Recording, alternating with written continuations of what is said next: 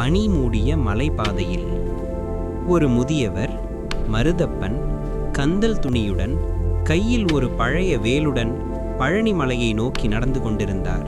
அவர் கால்களில் செருப்பு கூட இல்லை. உடல் நடுங்குகிறது.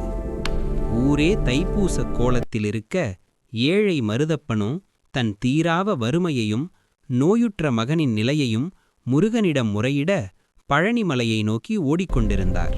அப்போது, அப்பா முருகா, உன்னை தவிர எனக்கு யாரும் இல்ல, என் பையனை நீதான் காப்பாத்தணும் என்று கூறிக்கொண்டே மலையேறினத் தொடங்கினார். வெயில் ஏறுகிறது. கூட்ட நெரிசலில் மருதப்பன் தள்ளப்படுகிறார். பசியாலும் தாகத்தாலும் மயக்கமடைந்து ஒரு மரத்தடியில் சாய்கிறார். தன் கையில் இருந்த வேலி கீழே விழுவதைக் கண்டு கண்ணீர் விடுகிறார். அப்போது அந்த பாதையில் ஒரு சிறுவன் கையில் ஒரு குவளை நீருடன் வருகிறார். அந்த சிறுவன் மருதப்பனுக்கு தண்ணீர் கொடுத்து எழுப்புகிறான். ஏன் தாத்தா அழறீங்க? அந்த மலை மேல இருக்கிறவன் இருக்க பயமேன் என்கிறான். மருதப்பன், தம்பி, என் மகனுக்கு உடம்பு சரியில்லை. அவனுக்கு ஒருவேளை சோறு கூட போட முடியலை. முருகனை பார்க்க வந்தேன், ஆனா என் உடம்பு ஒத்துழைக்கலையே. சிறுவன், இதோ இந்த திருநீற்றை பூசிக்கோங்க. உங்க மகன் இப்போ எழுந்து உட்கார்ந்திருப்பான்.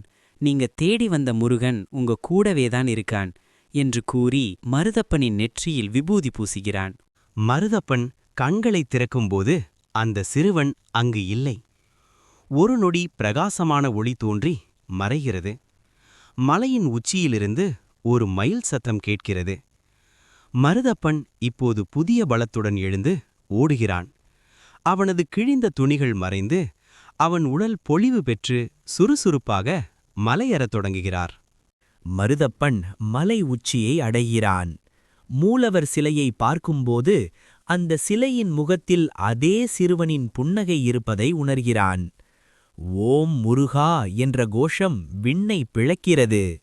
நம்பிக்கையோடு அழைத்தால் வேலவன் ஓடி வருவான். தைப்பூச திருநாளில் அவன் அருள் அனைவருக்கும் கிடைக்கட்டும்.